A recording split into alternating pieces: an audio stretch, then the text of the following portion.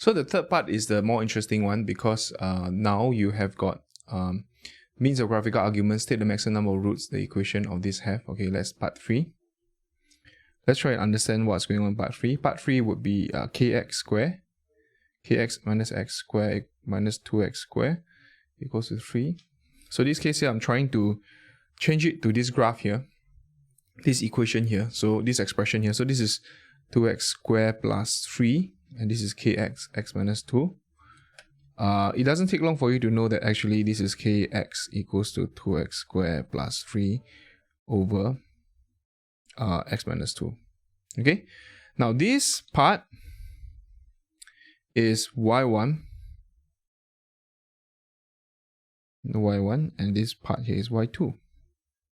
Okay, this is actually a straight line, right? This is a straight line passes through the origin, so it looks like that. Y equals to kx, right? The gradient here. So this basically, if you add a line here, the question now is what is the maximum number of root you can have? Okay, so maximum number of real roots the equation have. So the thing is, now if you were to draw this line here, what is the maximum number of real root you can have? So what you're gonna do is to visualize that it pivots about this point here, obviously your pivot. So if you were to add y equals to kx, it looks something like that.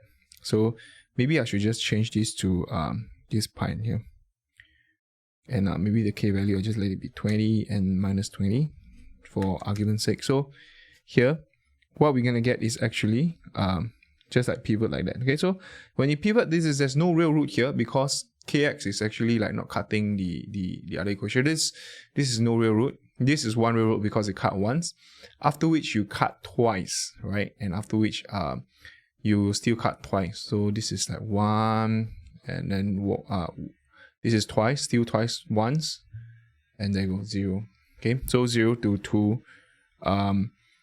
State the maximum number of real roots the equation I have. Okay, so this is what you do. The maximum number of real roots is 2.